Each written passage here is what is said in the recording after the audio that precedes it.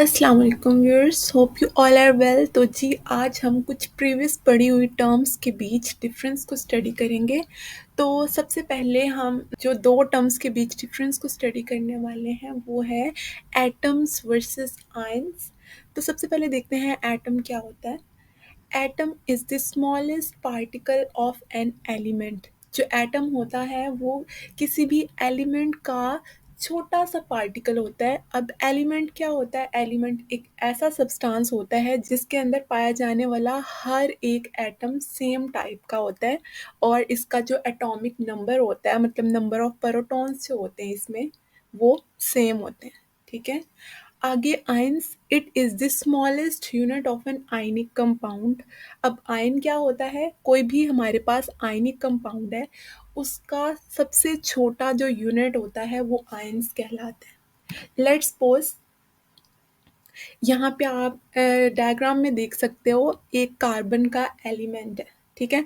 अब इस कार्बन के एलिमेंट में से हमने एक एटम लिया और उसे अगर हम देखें तो कार्बन के एटम में 6 प्रोटॉन्स होते हैं, 6 न्यूट्रॉन्स होते हैं और 6 इलेक्ट्रॉन्स होते हैं।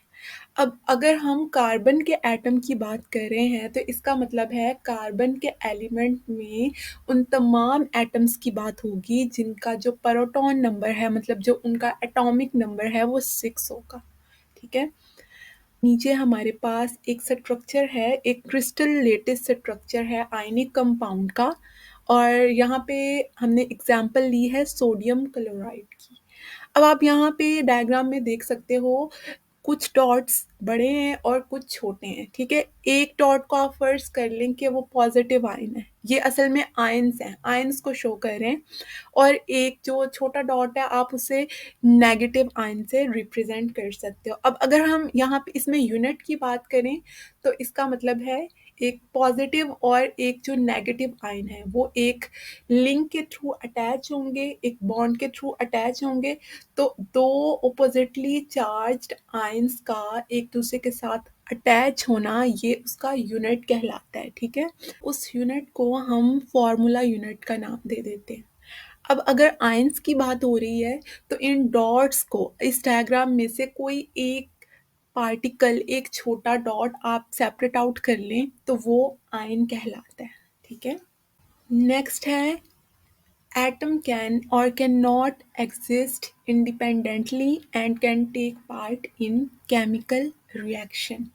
अब ज़्यादातर केसेस में ऐसा होता है कि जो एटम्स होते हैं वो इंडिपेंडेंटली एग्जिस्ट नहीं करते। इसकी वजह क्या होती है? क्योंकि एटम को अपना ऑक्टेट स्टेबल रखने के लिए इलेक्ट्रॉन्स को या तो डोनेट करना पड़ता है या एक्सेप्ट करना पड़ता है, और ये तभी होता है जब एटम जो हो वो मॉलिक्यूल की फॉर्म में एग्जिस्ट करता हो। ठीक है। तो इस वजह से एटम इंडिपेंडेंटली एग्जिस्ट नहीं करता। और कुछ एक्सेप्शंस ऐसी हैं जिनमें एटम जो होता है वो इंडिपेंडेंटली भी एग्जिस्ट कर सकता है। तो इसमें आप नोबल गैसेस की एग्जांपल ले सकते हो। और मज़ीद ये कि जो एटम्स होते हैं वो आगे केमिकल रिएक्शन में भी पार्टिसिपेट करते हैं। Next, ions. It cannot exist independently and is surrounded by oppositely charged ions. अब जो आयंस हैं वो कभी भी इंडिपेंडेंटली एग्जिस्ट नहीं करते। मिसाल के तौर पे जैसे कोई आयन है जिसके ऊपर पॉजिटिव चार्ज है तो इसके लिए ज़रूरी होगा कि उसके इर्द गिर्द पाए जाने वाले जो आयंस हैं वो नेगेटिवली चार्ज होंगे। ठीक है। और इसी तरह अगर कोई नेगेटिव चार्ज है तो उसके इर्द गिर्द पाए जाने वाले जो आयंस होते हैं वो पॉजिटिवली चार्ज होते हैं। ठीक है। नेक्स्ट है एटम इज इलेक्ट्रिकली न्यूट्रल। अब इलेक्ट्रिकली न्यूट्रल का क्या मतलब हुआ?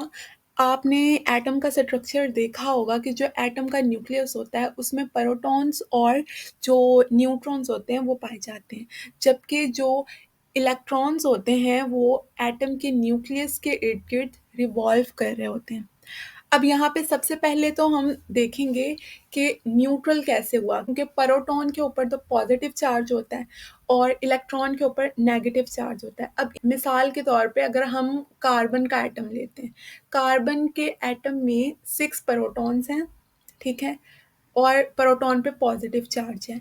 इसी तरह जो इसके इलेक्ट्रॉन्स हैं वो भी 6 है और इलेक्ट्रॉन के ऊपर है नेगेटिव चार्ज। अब 6 पॉजिटिव और 6 नेगेटिव जो है ये एक दूसरे के इफेक्ट को कैंसिल कर देंगे, तो वो न्यूट्रल हो जाएगा। बाकी रही बात न्यूट्रॉन्स की, वैसे ही उनके ऊपर कोई चार्ज नहीं होता, वो न्यूट्रल होते हैं, ठीक है। तो इस प्रोसेस की वजह से वो सारा जो एटम होता है वो इलेक्ट्रिकली न्यूट्रल हो जाता है। Next ions, it has a net charge इधर पॉजिटिव और नेगेटिव ऑन इट।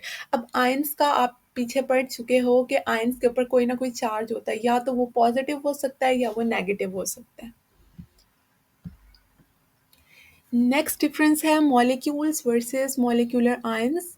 तो मॉलिक्यूल्स देखते हैं, it is the smallest particle of an element और compound which can exist independently and shows all the properties of that compound. अब जो molecule होता है वो किसी भी कंपाउंड को अगर आप ले लें, कंपाउंड का सबसे छोटा पार्टिकल जो होता है वो मॉलिक्यूल कहलाता है।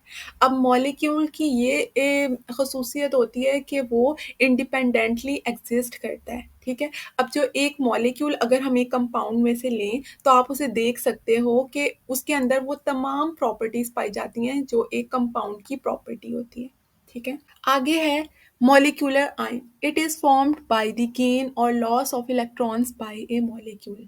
अब कोई भी मॉलिक्यूल है उसमें से अगर इलेक्ट्रॉन्स का लॉस हो जाए या फिर गेनिंग ऑफ इलेक्ट्रॉन का प्रोसेस हो तो उसके नतीजे में आयन की फॉर्मेशन होती है, ठीक है। अब वो आयन क्या कहलाता है, वो आयन मॉलिक्यूलर आयन कहलाता है, क्योंकि एक मॉलिक्यूल से इलेक्ट्रॉन्स का लॉस या फिर गेन हुआ है तो इस वजह से वो आयन कहलाएगा मॉलिक्यूलर आयन।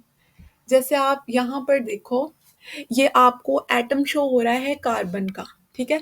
अब कार्बन को अगर हम इस तरह लिखें तो ये एक एटम की फॉर्म में शो होता है, लेकिन आपको मालूम है कि एटम कभी भी इस तरह इंडिपेंडेंटली एग्जिस्ट नहीं कर सकता। अब इसे मॉलिक्यूल बनाने के लिए क्या करना पड़ेगा, एक और अगर इसी टाइप का या इससे डिफरेंट, ठीक है, एक और एटम इसके साथ अटैच कर दिया जाए, मतलब मॉलिक्यूल्स की फॉर्मेशन के लिए ये ज़रूरी होता है कि कम से कम 2 या फिर 2 से ज़्यादा एटम्स एक दूसरे के साथ अटैच हों तो वो एक मॉलिक्यूल बन जाता है। आगे है मॉलिक्यूलर आयन। अब यहाँ पे एक मॉलिक्यूल है हमारे पास CH4, ये मीथेन का मॉलिक्यूल है, ठीक है। अब अगर इसका स्ट्रक्चरल फार्मूला देखें तो कार्बन जो है वो 4 हाइड्रोजन के एटम्स के साथ अटैच है। तो अब इनके बीच कार्बन और हाइड्रोजन एटम के बीच पाया जाने वाला हर बॉन्ड अपने पास 2 इलेक्ट्रॉन्स को रखता है, ठीक है। एक इलेक्ट्रॉन एक एटम की तरफ से आता है और एक जो इलेक्ट्रॉन है वो दूसरे एटम की तरफ से आता है, ठीक है। तो इस तरह मीथेन के पास, क्योंकि मीथेन में 4 बॉन्ड्स हैं तो इस तरह इसके पास 8 इलेक्ट्रॉन्स मौजूद हैं, ठीक है। और फ़र्ज़ करें कि अगर हम इसमें से एक इलेक्ट्रॉन को रिमूव कर देते हैं तो अब क्या होगा, मीथेन के पास एक इलेक्ट्रॉन की डेफिशिएंसी आ जाएगी। जैसे आप नीचे रिएक्शन में देख सकते हो कि यहाँ पे CH4 में से एक इलेक्ट्रॉन रिमूव हो गया तो एक इलेक्ट्रॉन की डेफिशिएंसी होगी। डेफिशिएंसी के नतीजे में मीथेन के ऊपर पॉजिटिव चार्ज आ गया और जो एक इलेक्ट्रॉन रिमूव हो गया है वो 1e नेगेटिव की फॉर्म में आपको शो हो रहा है।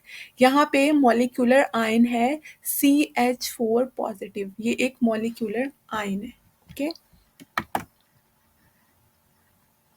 नेक्स्ट है मॉलिक्यूल इज ऑलवेज न्यूट्रल। अब जो मॉलिक्यूल्स होते हैं वो हमेशा न्यूट्रल होते हैं, जैसे आप ये एग्जांपल्स में चेक कर सकते हो।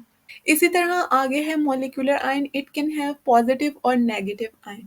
इसके लिए ज़रूरी होता है कि या तो आयन पॉजिटिव होगा या आयन नेगेटिव होगा, ठीक है। अगर पॉजिटिव होगा तो वो पॉजिटिव मॉलिक्यूलर आयन कहलाएगा, अगर नेगेटिव होगा तो वो नेगेटिव मॉलिक्यूलर आयन कहलाएगा। और नीचे ये इसकी कुछ एग्जांपल्स दी हुई हैं।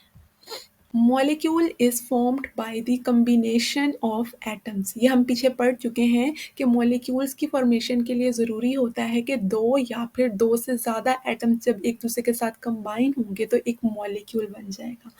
इसी तरह आगे मॉलिक्यूलर आयन है, it is formed by the ionization of a molecule. Molecular ion की फॉर्मेशन के लिए ज़रूरी होता है कि जो मॉलिक्यूल होता है वो आयनाइजेशन प्रोसेस से गुजरे, उसके नतीजे में मॉलिक्यूलर आयन की फॉर्मेशन होती है। अब आयनाइज़ेशन का प्रोसेस क्या होता है? ये एक ऐसा प्रोसेस होता है जिसके अंदर जो मॉलिक्यूल्स होते हैं या जो न्यूट्रल एटम्स होते हैं, मतलब इलेक्ट्रिकली जो न्यूट्रल एटम्स होते हैं, ठीक है? वो आयन्स में कन्वर्ट होते हैं by the process of gaining और लूज़िंग ऑफ इलेक्ट्रॉन्स। इस प्रोसेस के ज़रिए जो आयन्स क्रिएट होते हैं, ठीक है? उन आयन्स को मॉलिक्यूलर आयन्स कहा जाता है। नेक्स्ट है molecule is a stable unit. Molecule एक स्टेबल यूनिट होता है क्योंकि उसका जो ऑक्टेट होता है वो कंप्लीट होता है, वो स्टेबल होता है, ठीक है? और जो मॉलिक्यूलर आयन होता है वो रिएक्टिव स्पीशी होता है क्योंकि मॉलिक्यूलर आयन पे या तो पॉजिटिव चार्ज होता है या फिर नेगेटिव चार्ज होता है। या तो उसके पास इलेक्ट्रॉन की ज़्यादती होती है या फिर उसके पास इलेक्ट्रॉन की कमी होती है जिसके नतीजे में वो फौरी तौर पे रिएक्ट करता है, ठीक है? नेक्स्ट डिफरेंस है आयंस वर्सेस फ्री रेडिकल्स। तो आयंस बेयर सम चार्ज, ये हम पहले पढ़ चुके हैं कि आयन के पास कोई ना कोई चार्ज होता है। और दूसरा free radicals have odd number of electrons. जो फ्री रेडिकल्स होते हैं उनके पास ऑड नंबर ऑफ इलेक्ट्रॉन्स होते हैं, ठीक है? फ्री रेडिकल्स को शो किस तरह किया जाता है? डॉट की फॉर्म में शो किया जाता है, ठीक है? मतलब फ्री रेडिकल्स कभी भी इवन नंबर में नहीं होंगे, उनके पास कोई ना कोई एक्स्ट्रा एक इलेक्ट्रॉन मौजूद होगा जिसके नतीजे में वो रिएक्ट करते हैं, ठीक है?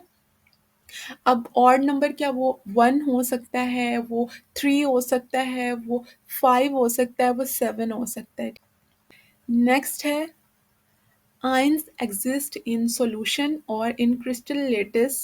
जो आयंस हैं वो सॉल्यूशन में भी एग्जिस्ट कर सकते हैं और वो क्रिस्टल लेटिस स्ट्रक्चर मैं आपको पहले दिखा चुकी हूँ, तो ये इन दोनों में एग्जिस्ट करते हैं। बाकी free radicals exist in solution, ये भी सॉल्यूशन में भी एग्जिस्ट कर सकते हैं as well as in air. ये हवा में भी एग्जिस्ट कर सकते हैं। अब हवा में एग्जिस्टेंस का क्या नतीजा होता है? जैसे हवा में बहुत सारे पार्टिकल्स मौजूद होते हैं, डस्ट पार्टिकल्स होते हैं और भी बहुत सारे पार्टिकल्स होते हैं, ठीक है? अब क्या होता है, जैसे हम यहाँ पे एग्जांपल देखें कि एयर पोल्यूशन की, ठीक है? अब जो फ्री रेडिकल्स हवा में मौजूद होते हैं वो फौरी तौर पे रिएक्ट करेंगे अपने ऑड नंबर ऑफ इलेक्ट्रॉन्स की वजह से, वो डर्ट पार्टिकल्स के साथ रिएक्ट करेंगे। उनके रिएक्शन के नतीजे में एयर पोल्यूशन क्रिएट होती है, तो ये एक इसके एग्जाम्पल में आप ले सकते हो। नेक्स्ट है, अब आयंस के केस में देखें, there formation is not affected by the presence of light. अब आयंस की जो फॉर्मेशन होती है वो सनलाइट से इफेक्टेड नहीं होती, ठीक है? उनकी फॉर्मेशन का सनलाइट से कोई लेना देना नहीं होता। फ्री रेडिकल्स दे में form in the presence of light. अब जो फ्री रेडिकल्स होते हैं वो लाइट की प्रेजेंस में उनकी फॉर्मेशन हो सकती है। अब जैसे आप देख सकते हो, जैसे सनलाइट की मौजूदगी में जो अल्ट्रा वायलेट रेडिएशंस आ रही होती हैं, जो हार्मफुल रेडिएशंस आ रही होती हैं, ठीक है? तो उनके नतीजे में फ्री रेडिकल्स प्रोड्यूस होते हैं और वो रेडिकल्स हमारी जो स्किन होती है उसके लिए बहुत ज़्यादा डेंजरस होते हैं, बहुत हार्मफुल होते हैं, जिसके नतीजे में हमारी स्किन को बहुत सारी डिजीज़ेस मतलब हो सकती हैं। जैसे मतलब स्किन कैंसर हो सकता है और भी बहुत सारी जो स्किन की जो प्रॉब्लम्स होती हैं वो इन फ्री रेडिकल्स के ज़रिए हो सकती हैं, ठीक है? होप सो आपको इनकी समझ आई होगी। आज के लिए इतना ही था। अल्लाह हाफ़िज़।